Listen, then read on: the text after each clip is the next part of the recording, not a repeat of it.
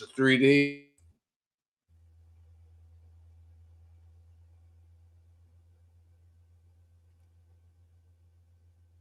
Straight to do a test fit, and I got my we are my orange wire, Matt, in the mail. It didn't start with the usual show music, so we are running. We're live. So we're live. Good morning, everybody. Morning. Hey guys, Good morning. Well, I was showing Matt my updates to my Lotus. Rick's buffering just we had a couple of changes. We had a couple of changes. Matt and I said, well, that engine's awfully heavy.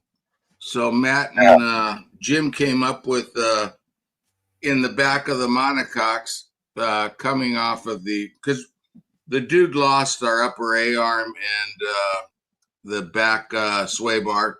So he had to make a mold. So I go, well, hell. Jim goes, well, I'll make a new water pump. And you guys, I don't know, you guys figured out a nice little that was all Jim. Receptacle for the engine to lay in. And then the top brace, let me see if I can find it here in the dark. There's a top brace that goes up on top of here, and that grabs the back of the gearbox. I kind of this is mostly glued, but not these parts on top. There's the engine. Jim did 3D printed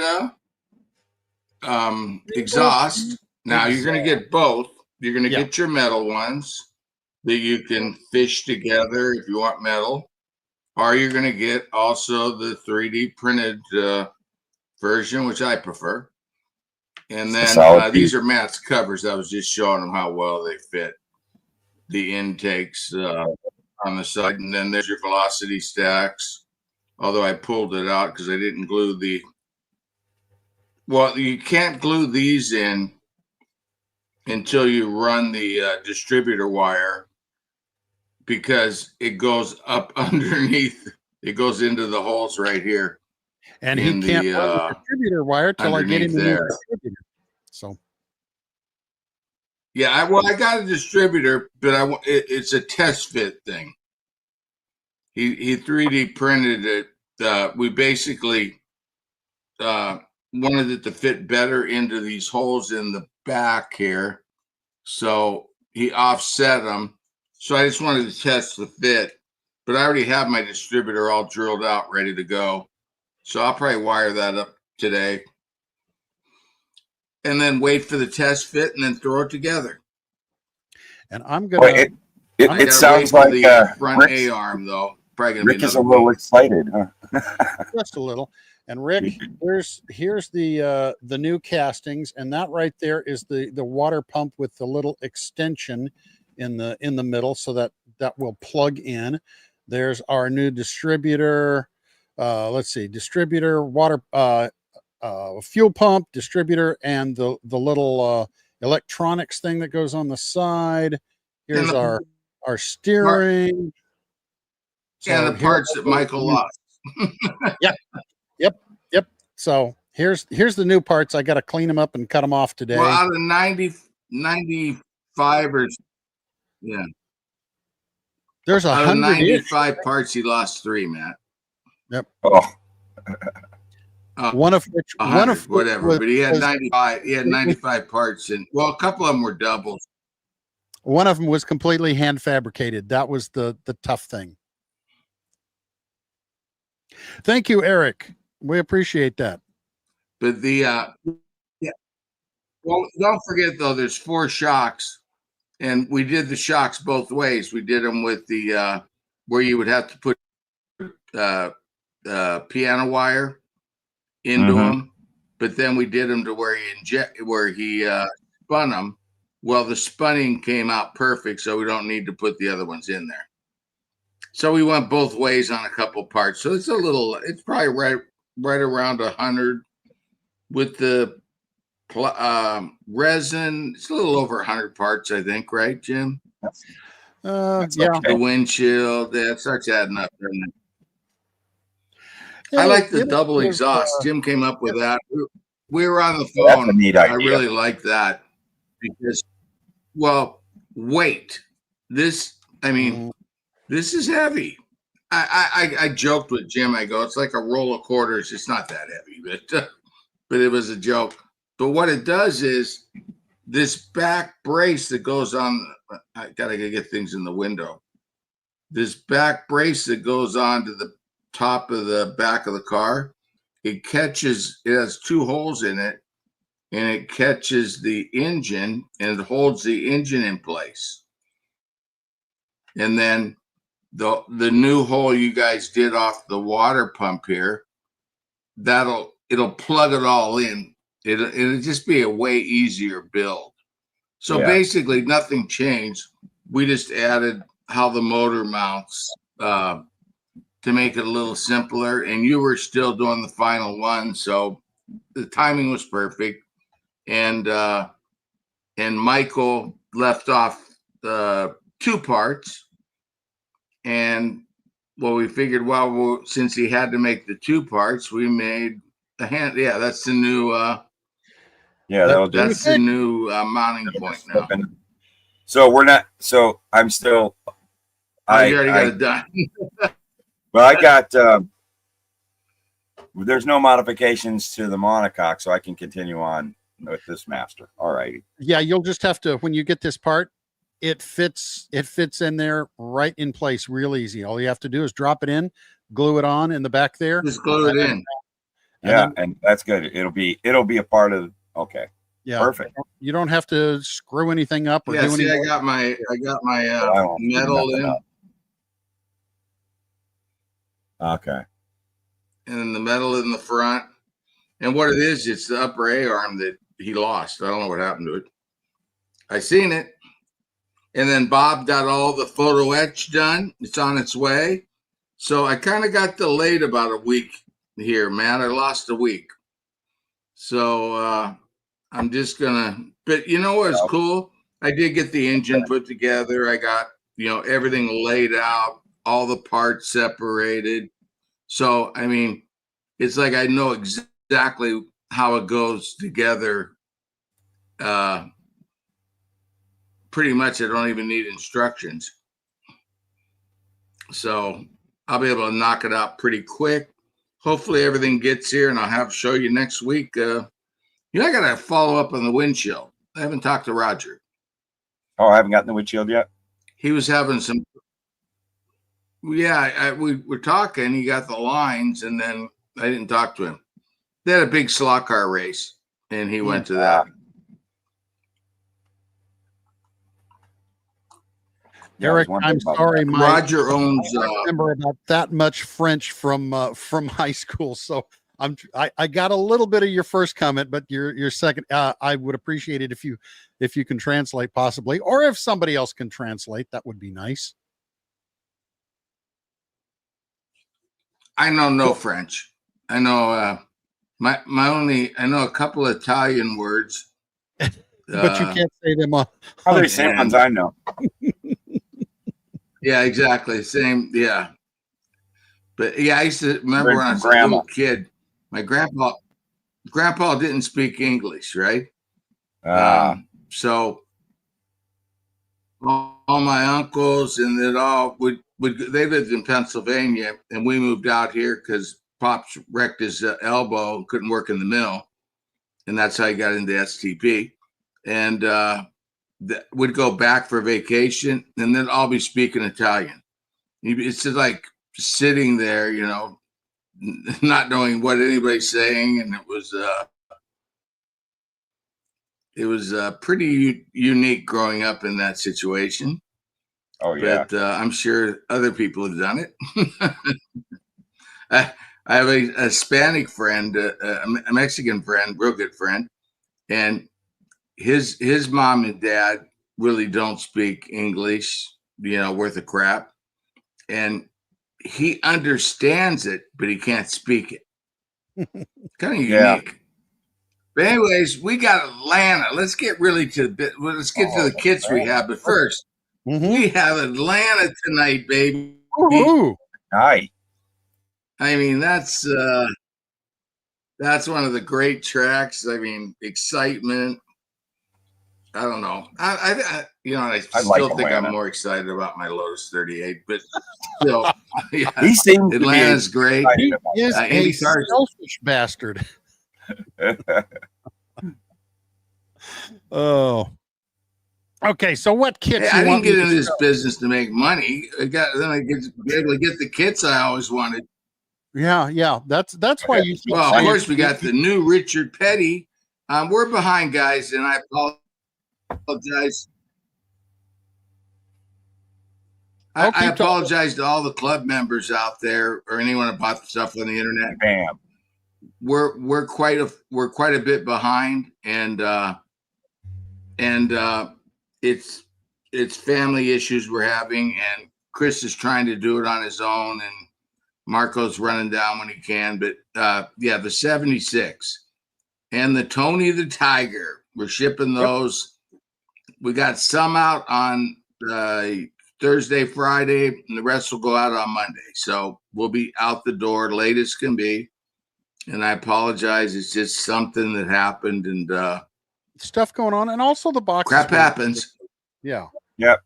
It's okay. Yeah, boxes were a little late, but yeah, it was also some staffing issues, considering there's only 3 of us out here, and 2 of us weren't there.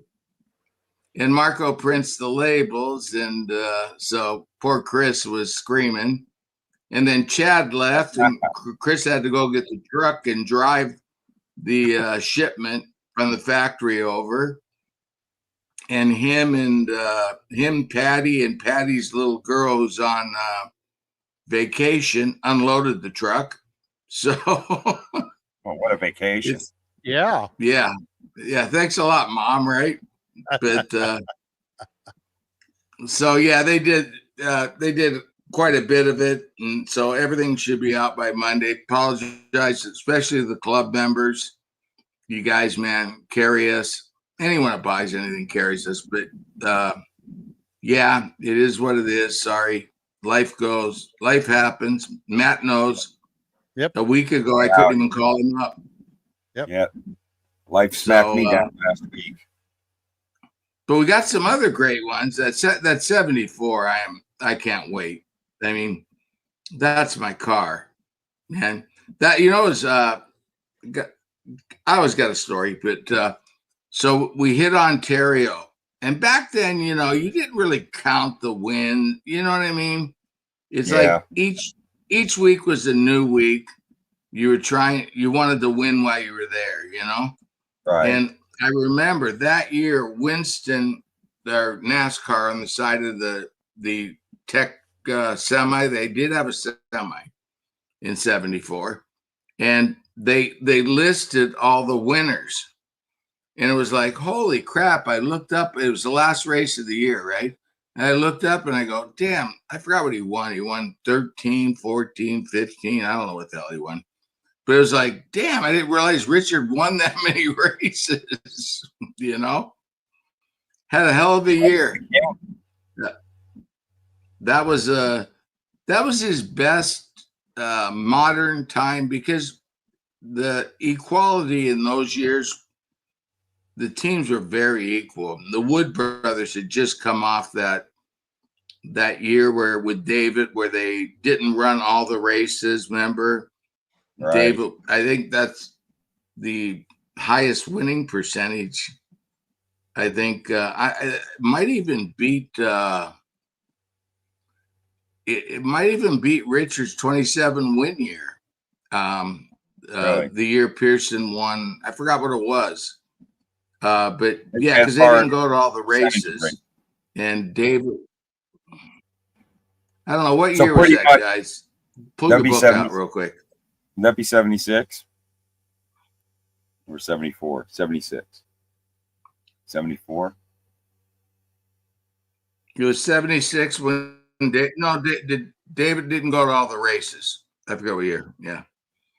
But yeah, 74 was that car. I don't know how many. Richard won a lot that year. But anyways, yeah, no, it was a great car. I like the design. I can't wait to. Clay did. I've seen the decals for quite a while. Clay did just a phenomenal job on. It's going to be my first one, Matt, that I actually going to use the vermilion decals. I'm not going to paint. Oh yeah, the red. Nice. And I think it's going to come finally, out really nice. Yep. If you got that decal sheet, Jim, show it, man. Beautiful. Show the decal sheet. For which one? That's the next gen, buddy. For which? This one or for the decal sheet for Richard? Yeah, give me a second. Richard Petty. The Petty. The guy that won 200 wins. I was showing Bart the. Do we have a delay or something?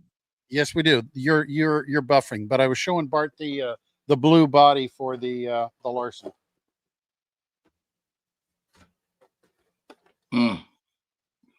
It's Larson blue, Bart.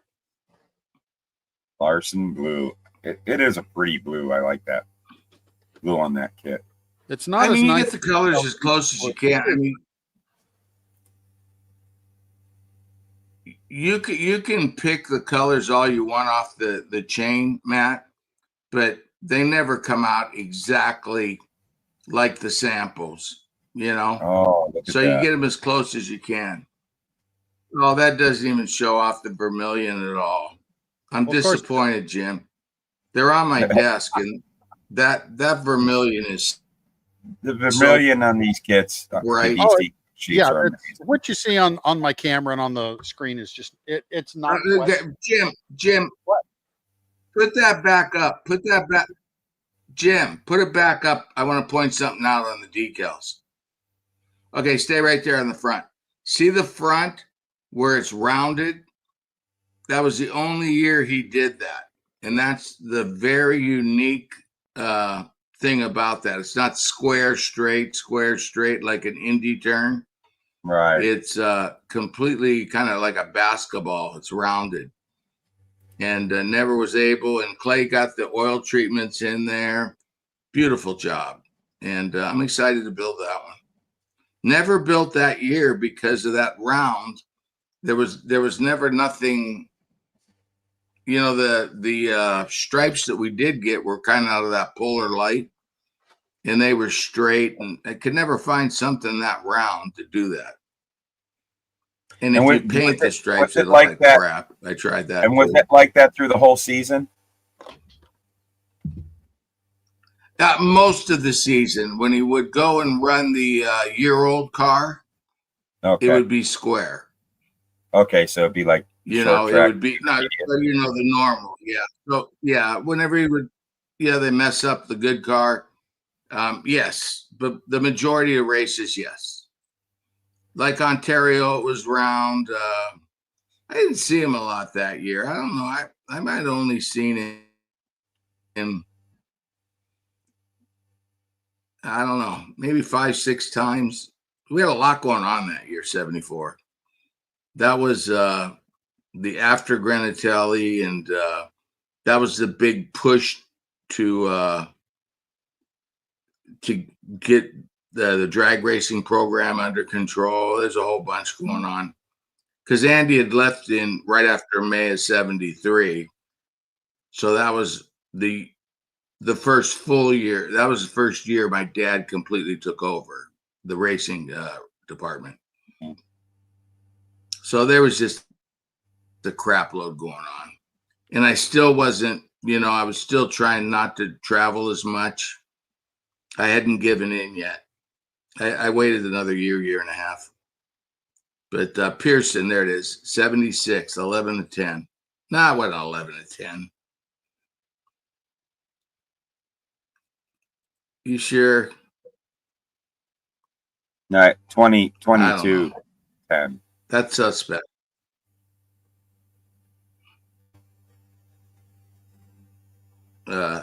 Yeah, Douglas, you're wrong on 11-10. But anyways, yeah, it was the hell of a year. Yeah, which was 50%. Not too bad, huh? That's pretty good. So when Richard won 27, how many total races were there, Doug? Doug Mitchell has all this information. The stats, man. How many total races? Well, actually, so Richard did. So no, they didn't beat Richard that the 67 season. I don't think they ran 50. We'll see. Doug will look it up. Come on, Yeah, Doug. 48. He won 27 to 48. Yeah, so yeah, I thought they beat it, but no, they didn't. But anyways, yeah, exciting Atlanta. I got Jim now. Moto Marquez. We just watched the sprint race this morning. We had the StreamYard on, right? Yeah. And I'm 18 seconds in front of him. And somebody would go down, and I'd be going, "Ooh!" Jim's going, "What's going on?" Yeah. Usually mine's a little. The Marquez. Yeah, Jim's usually ahead of me, but the Marquez brothers went 1-2 again. It's I don't know how many is that, 9 maybe now. Might be 9.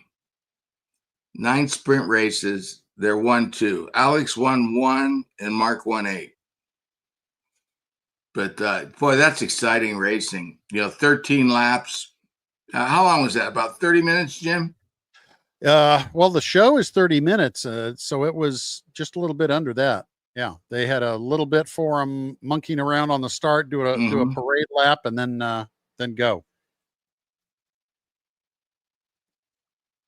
Yeah, hell of a show. And then tomorrow's the race, which is double that, so it's under an hour, like 45-minute race.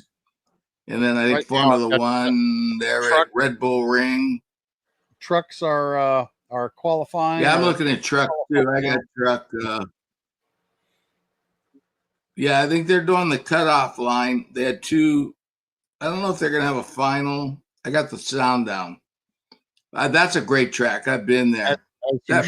You know what? 82, 83, Matt. I really got the opportunity to go to tracks I never went to before because I did all of the son of a gun Trans Am car. Remember the STP son of a gun Trans Am with Loganberg and Ross was there. Willie T. Ribbs and Darren Branson, and I forget the other guy, Branson, something like that. Yeah. Forgot who the third driver was. Oh, Darren Branson. Oh, it was David Hobbs, Jim's favorite announcer. Yep. So it was a great crowd. Tommy Gloy was there. Yeah, so but I got to go to a lot of tracks that I had never been to, like Road Atlanta, that one. I don't know, but I can't even remember them, to be honest with you. All of them, they were all in the middle of nowhere. Long drives from the airport, but it was a lot of fun because it was kick back. I really didn't have anything to do, except for be there with our car. That was the so it was a lot. Nobody would. Yeah, that was the second glory days of Trans Am racing. Like Trans Am started peaking again in the early 80s. It seems like the first part of the 70s, 80s, and 90s, Trans Am would just peak, and then they would drop the ball. SCCA always would drop the ball with Trans Am racing. Would start to get so popular, but they always had this thing. We're a club sanctioning body. We're not a professional racing, even though it was professional racing. They never would put the effort into their races and promoting them like NASCAR would and NHRA would. And they'd always drop the ball. And I remember I was getting kind of involved with them in the 90s, and they did it again. By 95, they were just refusing to really put the effort into promoting the racing series like everybody else. And they would gain a big title sponsor, like Tide was on with them in the 90s, and they would just drop the ball because they were just so scared. They wanted to keep this club racing image for some reason, and it was like, well, you have your club racing, but you also have a pro racing series that's pulling in the greatest drivers in the world. Promote it. And that was some great racing, especially like that time. I would have loved to have seen what you seen racing that, like that son of a gun. That was a beautiful race car. I love that Trans Am. That Like was, the problem with that car was, Matt, Bob Lobenberg used to get pole after pole with that damn thing, but his front brakes, the Huffacres built that car. But the front brakes, the Fords, was it Ford or shit? I don't know what Willie and them, were they running Mustangs or Camaros? It was actually I think Mustangs. It was a Mercury Capri, the Fox body Mercury Capri. So it was like a Mustang at that point in time. They were running them. So they were It was red. It was red and said Budweiser on it, I think. Yeah. But they had way better brakes, and so Bob would always fade. It was hard for him to stay with the Roush cars. And Tommy Glory was driving a Ford, I think, then too. Yeah. Yeah, it was a great set. I mean, I don't know if it matches the the Bud Moore, Roger Penske days. I did get to see one of those races at Riverside. Yeah. Yeah. That was probably the height of it. But it did have a resurgence, though. Yeah. They could have gotten that big again in the 80s. Yeah, where you had you had the NASCAR. And then in the early 90s. So what happened, see, in the 80s, how it did. What's that? Well, how it reemerged was, I know we got a delay going here. Sorry, guys. Yeah, sorry, people. But how it reemerged was the car manufacturers were out of NASCAR from basically 1971 to 1982. 82 was when Pontiac and everyone came in. And so when they came in, I guess they had signed some kind of agreement to get out. So when they came in, they all came in guns a-blazing, and it overlapped into Trans Am. But it only lasted a few years, because then what happened was, like, Roush made the move over to NASCAR, and I don't know, it just didn't last long. No. It was a couple of years the Pontiac was in there and then out. But it was a lot of fun. Had a great time. Went to tracks I never went to before. I would have loved to have seen that. I would have loved to have seen a Trans Am race at Road Atlanta. That place is nuts. You know what? That was the coolest track, because what was cool about it, Matt? Is you couldn't see the very top, but the pits were like down in a hole. So they had to come down. They had to come down these hills at you, and then they had to go up the hills the other side. So you got to see them down the hill, down the straightaway, all the way up the hill. You just standing in the pits, you could see over half of the track, which was, I've never been in a road course where you could do that. Usually you just see the cars zip by and it's like, bye. Yeah, that was so unique. That was such a neat layout. And I got invited to go to a Trans Am race in the 90s there, and I was racing on a team. I couldn't go. I was working on another type of racing, but it was I would have loved to have seen that. That would have been cool, because my buddies came back and had pictures, and that was back in the day when what was that, Baldwin? He was running the Hot Wheels Camaro, and Jack Baldwin. Yeah. And see, that was another time. Oh, they made a model of that, didn't they? They did make a model. Got a couple of them. But that was another, when it was, you had the Archer brothers and the Dodges backed by Shell, and you had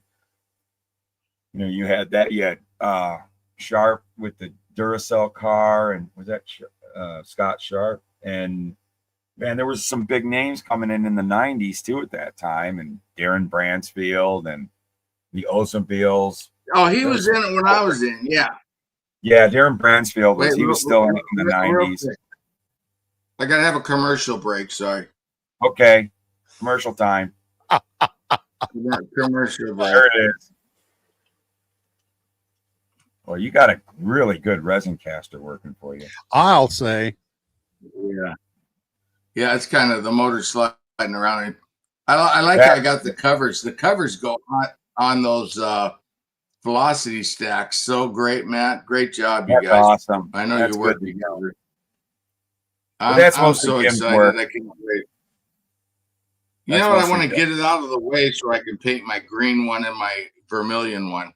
And by the way, the plans are on that. But I know I keep guiding us back to that. But Go ahead. the plans are that you're going to be able to make all four. You're going to have a choice of 4 cars in one box. Thinks it's stupid. One set of decals is going to do all 4 cars. So you'll be able to do Jimmy Clark 65, Jimmy Clark 66, Al Unser 66, and Bobby Jones 65. That's cool. All in one box. Yeah, well, why? I mean, we're not making that many of them. So why sit there and have, they're going to charge you the same for, to add that extra on the decals might be a 20% increase instead of paying double, And how many, we don't know how many we're going to sell.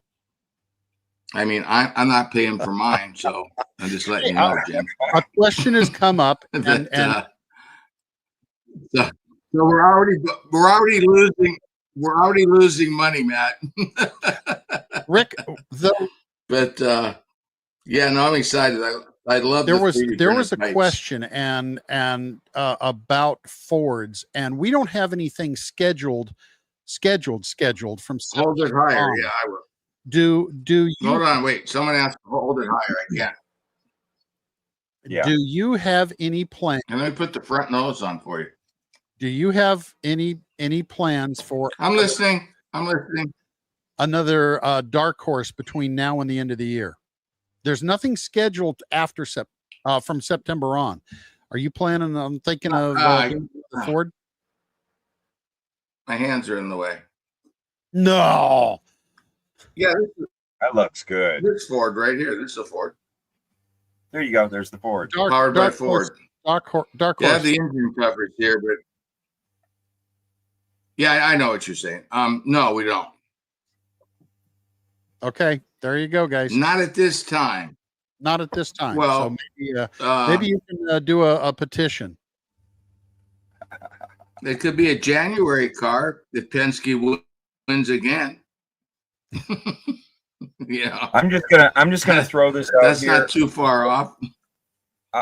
It would be really cool. The Wood Brothers throwback that they did from their, I guess it was the '69 Mercury paint job on the Dark Horse. They did for what race was that? Somebody tell me. I can't remember, but they just did a retro paint scheme. 21. Yeah, it was beautiful. I don't know if it's an upcoming race or if the race already came. I'm sorry, people. I haven't been keeping up with NASCAR the past couple of months. I've been preoccupied, so I just keep up with what comes into my feed on Facebook right now. But so the Chicago, it might have been for the. Yeah. So what? No, you're back on. We're on USA now, or TNT. We're on TNT. Doug yeah, says, so Chicago. Well, I thought Indy. Indy's not till July 27th. Yeah, we're on TNT now. We're the hell out of that Prime thing. Which I wasn't wild about the Prime thing, to be honest with you. I not think that they did a bad job. Yeah, the coverage. I just think they left a lot of people. Yeah, they left a lot of people behind. Mm-hmm. Hey, you know what, guys? I'm just gonna give you a little tip here. On the nose cone, see your little dig out? It needs to be farther. Or maybe I don't have this pushed in enough. Could be. You're a bit ahead of the curve, Rick. I mean, multimedia. Well, I know Matt fattened up the sides there. Multimedia kits. I mean, you've always got to get the sandpaper out and fit them a little bit, and that's the fun of them. This is actually a super easy multimedia kit to build, being a high detail kit. Usually the high detail kits, I mean, they can take months. This one's pretty simple. It goes straightforward, goes really is easily. I got to tell you, I don't know if the ones I sent you, but actually the ones I have, the engine covers, I'm finding them to be too thick. I don't like my mold for this. And since we've got we had a little bit of a change in the design, so I'm making new ones. I'm trying something. I'm going to do something different with it that it will come out perfect every time. So I am not happy with these. So I'm glad we're getting the opportunity. Here, I'll put one on. I'll check your thickness. Yeah, I think it'll be too thick. It's not how they're going to be for production, because I don't. It's been really nice to be able to do this, and I like how. That's what I've been enjoying working with you guys on this. Is we're making sure it's right, and if it takes remaking and remaking till it's perfect, then it's going to be that way. Because like I am not happy with these engine covers, so I'm glad we got new ones. I got the new Masters last week from Jim with the refinement. Well, that's good. That's good to know. But it's still, I'm going to try a different method in mold making on that cover so that it is always. Yeah, I think thinner would be. Yeah, thinner would be better, but yeah, I want them to be thinner, yeah, because there's just not a lot of room. We can't have thick parts on this that accidentally cast a little too thick. No amount of grinding is going to make it fit right. And I want that thing to fit perfect, because the way it's designed, it fits perfect. So I want an exact clone replica coming out of my molds. Okay, so Matt, you like those little tabs I added? Yes, that's going to be very cool. That'll work out very nicely. And they'll builders, it'll allow. So what you're gonna have to do is run some screws through them and screw them together. Right. Yes, Rick. And then you're gonna have to make sure you get any kind of crap off the back of that manifold, because you got to drop it down to not hit what Matt's saying. That's where it hits, Matt. It hits the exhaust. Yeah.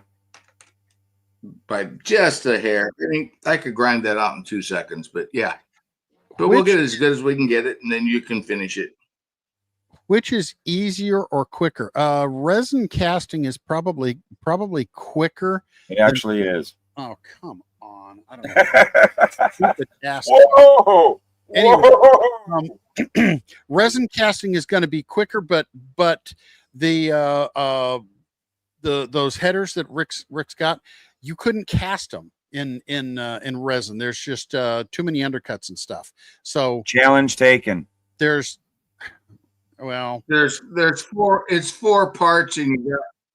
Yeah, you gotta fish them through, and like spaghetti. Like for example, on this part right here, one side goes to the left of the manifold, one side goes to the right of the manifold. So every part, every one of the headers, one goes to one side, one goes to the other. It works. I put it together. That's where 3D printing actually. Yeah. Then you got. Yeah. But other than that, no bodies. No, they stink in 3D printing. They just got to crap little lines, and you spend the rest of your life, and they don't hold their shape. Resin, you can work with it. You can Dremel it. I can take the 3D printed part. I do all the work for you guys, make sure all those lines are gone and everything, and it's perfect and smooth like glass. And then when I make a mold, honestly, I can cast a production line of them way faster than Jim could print them. he'd have to have 10 machines going. Yep. And the resin, casting resin is different than 3D print resin, and it's a lot more robust Yes. these days, and it's a heck of a lot stronger. Your 3D print resin's going to crumble on you and break real easy. And we've got some really thin, very detailed areas that will just shatter on you. Mhm. So the cast and 3D print hasn't killed us resin casters yet. No, it's never going to, because 3D You printing still need won't it. hold the load of the spun metal. No, Well, it won't hold the load of the spun metal. The no. spun metal is way too heavy to use 3D. 3D will just keep, sinking on you. Now it kind of works as a body, like over a NASCAR car, Mhm. but even then, you got to get rid of all those damn lines, man. It takes forever. Yeah, that's the I killer don't right care how good you can have the best machine in the world, you're still getting the lines. Mhm. So I mean, you got to really be into it to clean one up and make it work. I've done it, but Where I don't know. 3D I think where 3D printing has really come into this hobby strong, and where it excels at is parts, small parts and engines, and we never could get that kind of stuff like we get today, and we've got so many great designers out there, and I've been able to I have a few items that Jim has 3D printed the master for me, but it was just better to cast it. That's that's coming next month, guys. I'm looking forward to that. I had a guy complain about it. I don't know who he was. You can complain. Yeah, you're going to have those. You know what? Complaining is free of charge. I don't charge you to complain. So complain away. You can complain all you want. I'm still going to make what I want to make. They're going to sell. Isn't that funny? US. Yeah. Well, we're out of all the Budweiser cars. We don't have them. But it's cool that we did the flat nose. That was Mike's idea. That one's coming. Wow.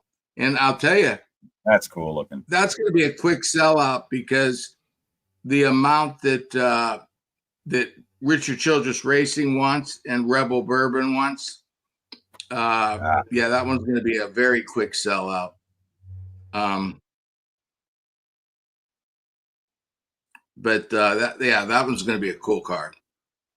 I like that barrel. There it is. That one's selling out quick too. That's going, man. It's all over the place. It's selling. I mean, every country. Yeah, no, that car's going great. Mark. By the way, we're gonna have a few more of these in. Watch the website. So when Tina went through, she had Chris picked them up on Thursday, and I don't know how many there are, but that Marco will probably put them up Tuesday, just depending on how things go, next week sometime. So if you missed out on the green Josh Berry, there a few are going to pop up. Mm-hmm. I don't know how many a few is.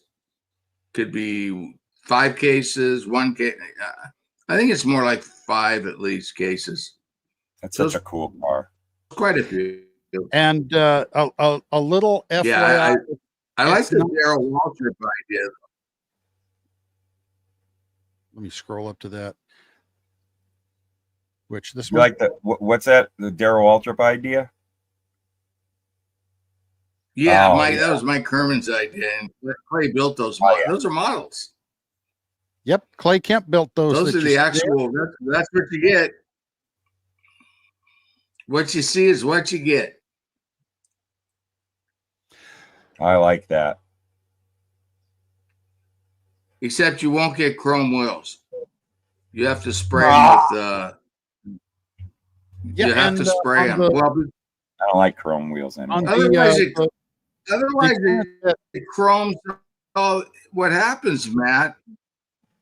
I'm sorry, Jim. Go ahead. The current petty kit. Those are not our usual chrome. Those are the vacuum metallized chrome, correct? On this kit? Because we no, it's 50-50. Okay. Some will be the real chrome we do. Yeah, and half some of will it's be vacuum. metallized. The reason being is the chrome company we use, the state of California decided there was a small filter that they had for the entire factory that needed to be replaced.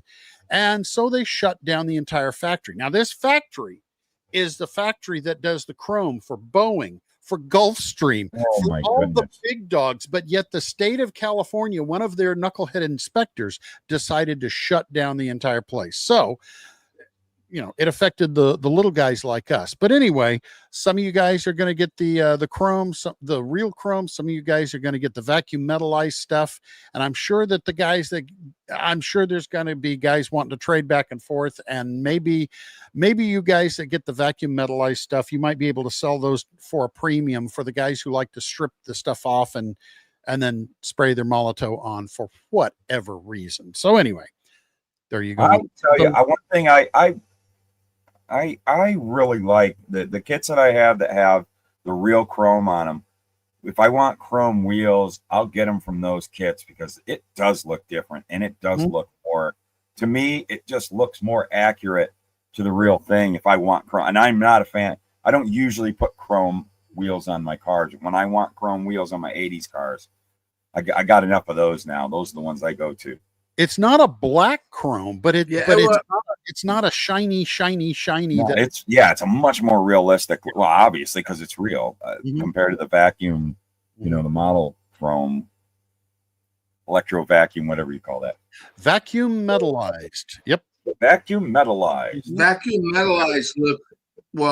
metallized, if you don't clear coat, looks a lot like Revell chrome. Yeah. But real chrome, if you go out and look at an old car's bumper, it's got copper, then nickel, then chrome. And that's the process that we use. But like on certain cars, like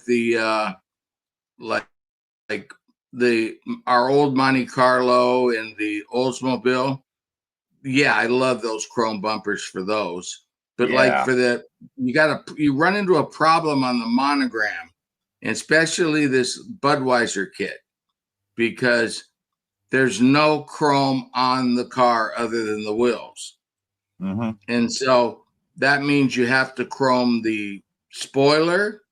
You got to chrome that front piece that goes in the grill, which is not chrome. It's just mesh. So we just do it in that satin, engine color crap, Well, and then that way it's easier. It's just easier to get your spoiler looking right.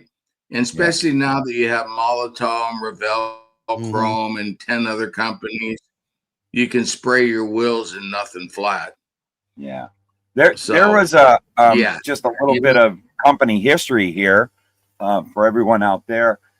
I think it was about 2 years ago, this subject was brought up to the club, and here's the privilege of being in the Builders Club, is these two guys asked all of us our opinion.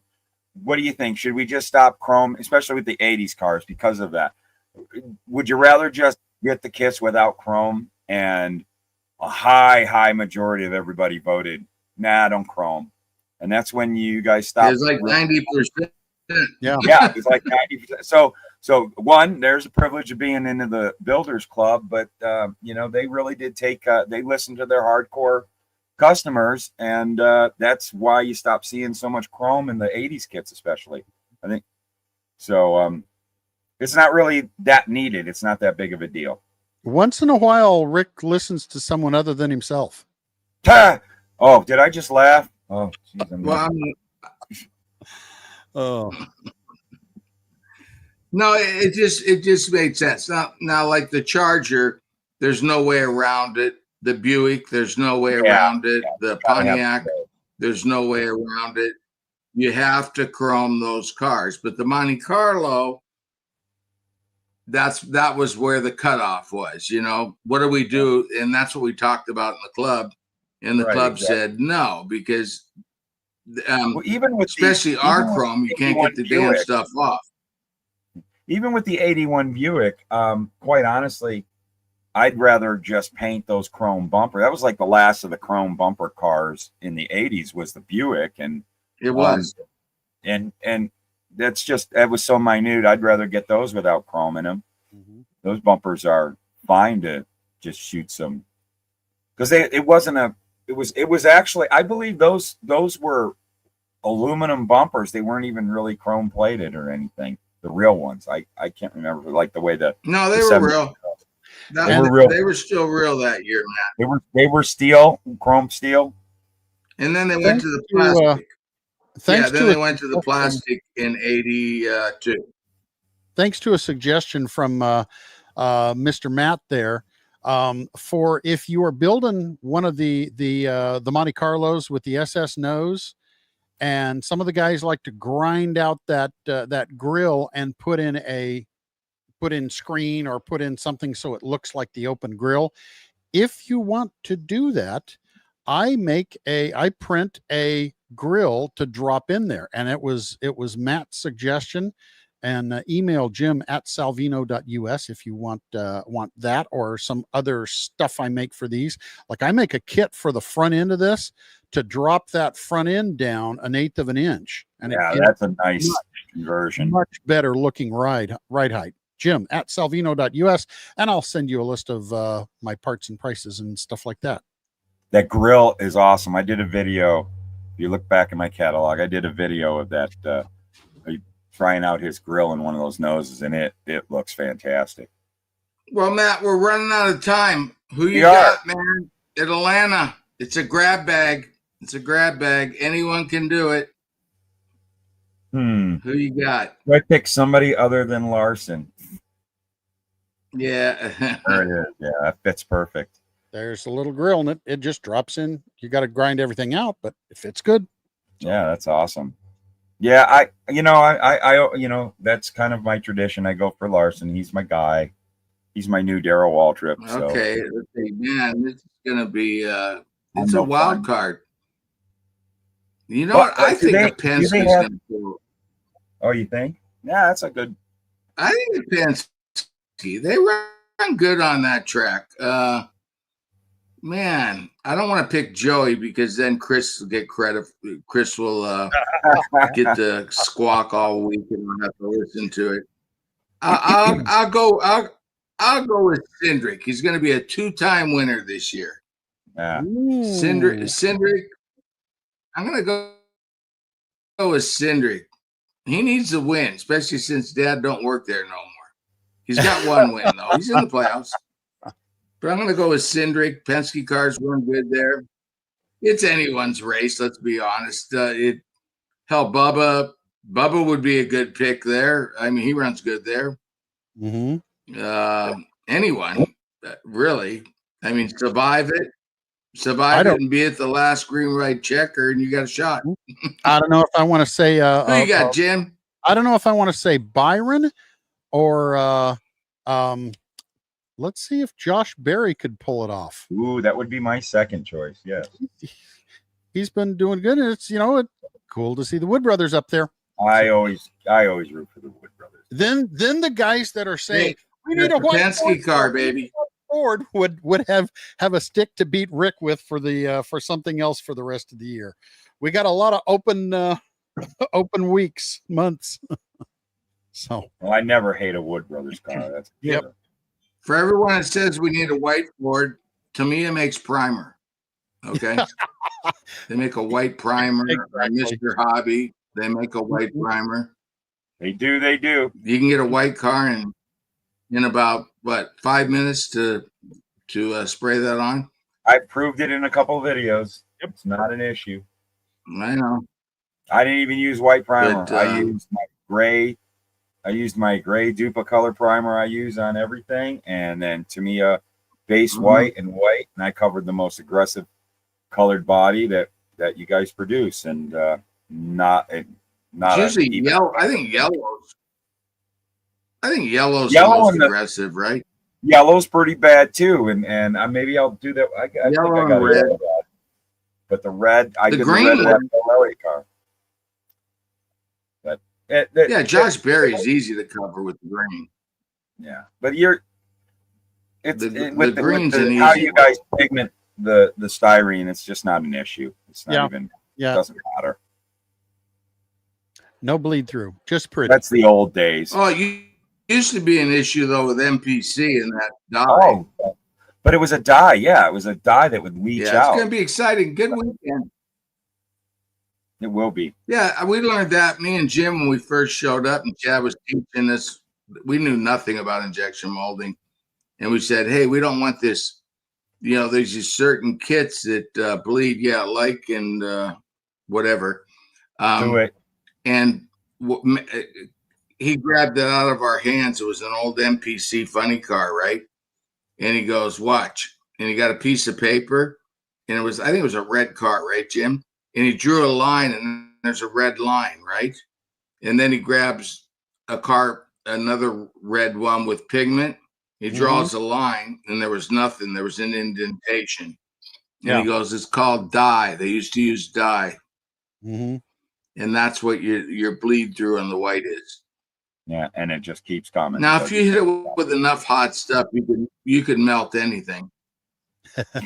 Yeah, I mean, if you use really hot paint, you could melt any plastic through. Yeah, true. But then your Camaro, you you're be a doing little like a Toxic Avenger. Yeah.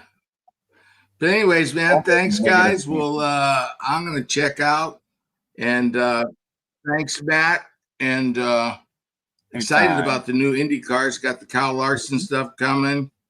Got the Indy 500 winner coming.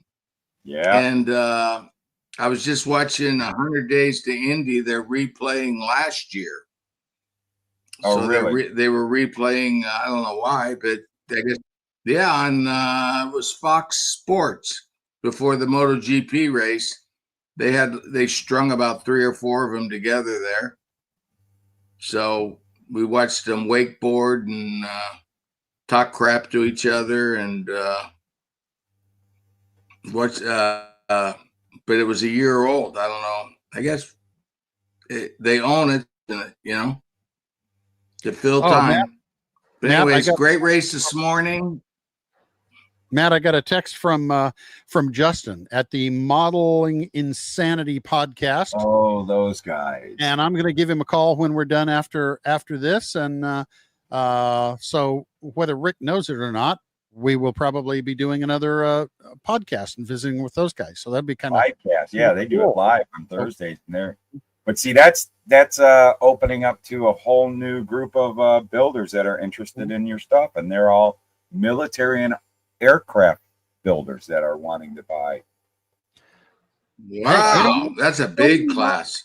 Yeah, I was on and they already started purchasing. I don't know if you noticed the little influx of sold Indy cars on Friday. For so many builders, building models is building models. Indy cars look like fighter jets. They do. Yeah. And I'll tell you, they went not. They weren't aware of you, and they were like, and that was Justin who brought it up, and because he's an aircraft builder mainly. But he has a background in automotive, so he likes building his model cars. He's doing a lot more, but he's like, I got to get one of them Indy cars, and wham, bam, boom. One of the guys that's on, or may have just left, and that's Kelvin Branham. He lives 10 miles away from here. He's one of my buddies that I meet for lunch now and again, and he has been a military and trains guy, but he's gotten into our things. I don't remember what brought him in, but he's working on an IndyCar right now. So it's that crossover over stuff, but builders are builders, and builders like this particular category. Let me get my fingers over here. They like a particular category, but they're not immune from other stuff. Yeah, I like steak, but I'll have shrimp and catfish once in a while too. So that's kind of what it is, and that has been our biggest hurdle for this company. Is we're still a best kept secret, and got to get it known. Now, as we expand to Indy cars and next year when we get into the funny cars and stuff like that, it just expands the markets and expands people knowing about us. And you know, that's, And we will that, have go ahead. we will have road course wings coming, if not the end of the year, early in the next year. So there will be road course wings. You don't need to bastardize something. Yeah. Just hold your shorts for 6-8 months, and you'll have road course wings. Okay. And they And will we'll even do the update around the monocoque, around the windscreen that they put on. So Jim will do the upgrade on the air. I don't know what the hell they got going there, but they it's got a little, different. little And openings. they're just glue-on parts. But okay. But anyways, yeah, just to let you know, I seen some guys going, why don't they do road course swings? We just, hey, we got to get Castro Neves out first. That's right. You know, Box we art's got a done. bunch of Indy winners, and yeah, we got Castro Neves, and we got Larson. By the way, Larson is not going back, so this is it. Grab them while they're available, and he's had enough with Indy. I don't blame him. I watched that Jimmy Johnson thing when Jimmy was to him, and he said the difference between a cup car, and it's what you're used to, He goes, I knew where the level was. When you lose grip, you're at the level of a cup car. But because the Indy car has all these damn wings and downforce, right? When you lose grip, that's where you have to push through the wall so the downforce works more. So it's a totally different feel. And he goes, it was just hard for him. He goes, I couldn't, after all those years, I couldn't get my brain and my leg to push through it. But if you come the other way, then you're like Juan Pablo Montoya burning the tires off the car, and then he does good on the road course, right? So they're all unique disciplines. It doesn't, not one is better than the other. They're just, you're not going to beat Marc Marquez on a MotoGP bike, I don't, Max Verstappen has no chance.